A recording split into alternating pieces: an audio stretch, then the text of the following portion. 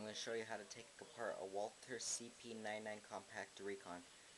Really, the only difference between a compact and a compact recon is the artificial suppressor, just really a hollow piece of plastic, and the green dot sight gives you a little green dot right there where you're aiming. It works pretty good, but I don't have a battery in mine, so yeah. Okay, well, first of all, you have two little Allen wrench screws right here, and I think they're on the opposite side too. Right there and right there. You want to remove those, and that'll loosen up this piece a little bit. Just give that a little pull, and it pops off real easy. Okay, the next part, you want to get a little screwdriver. I personally use the number 2 mini, and screw the bottom of the suppressor right here. Just give that a little wiggle. The screw might fall out.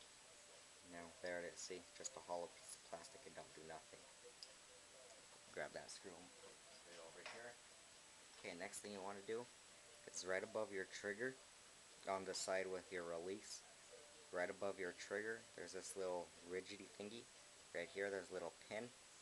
You want to get a little paper clip. I use the screwdriver, but paper clips work pretty good. And remove that little pin. Okay. Next, you want to hold the gun upright like this. Then you want to just wiggle it a little bit and pull that thing off, okay? See, and that's all it is. Set that off to a side. Next, you want to put it on safe. There you go, you're on safe. Slide back your slide. Pick up the back end and slide it forward. There you go. There's your hammer. Your firing pin is in there. I'm not sure if there's enough lighting.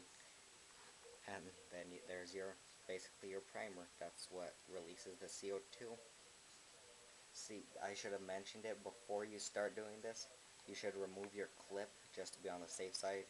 I have no CO2 and no BBs in this, so I really don't worry about it. See, CO2 canister, there's nothing in there. Yep. Now, to put it back together, just do the exact opposite. Get your slide, line up the barrel with the bore, slide it back. You want to push it down a little bit. It'll click 2 or 3 times. It's too fast for me to count. You get your little plastic piece, and if you see, if I can get enough lighting in here. Hold on 1 second. Here we go. This might help a little bit more. Inside there, that little plastic piece on that pin that you took off from right here, or that plastic piece that you took off from right here, it's gonna have a little plastic thingy in the middle that goes up inside the gun. And it's a little off-centered. You want that to go forward, okay? Just pop that back on. It don't click or nothing, it's just real free. Then you get the side with the safety, flip it over, and you replace that pin. I use the back of a screwdriver. There we go. That's in. Now you want to get your little plastic fake suppressor. Like I said, it really don't do much. It just makes it look even weird. I like the extended barrel because it gives it a lot more accuracy. I have compared them, and I prefer this extended barrel. Slide that on. Make sure it's in. Get the screw in the bottom and replace the screw. The first time I took it apart, took off the suppressor, I wasn't real sure how to take it apart.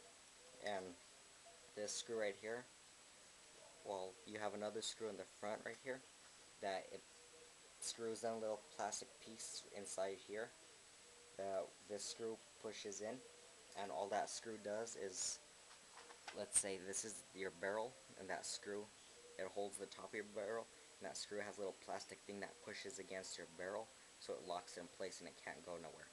That's all you really need to do to take it apart. This is the time I re-place my clip. Make sure your gun is still on safe. Safe is down, and fire is up. You'll see a little red dot.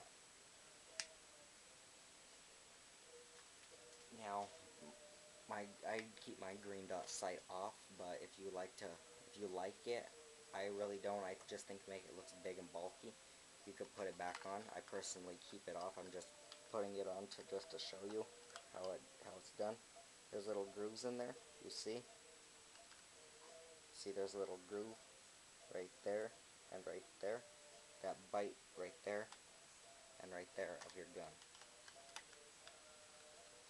And pop that in and screw back in your Allen wrench screws.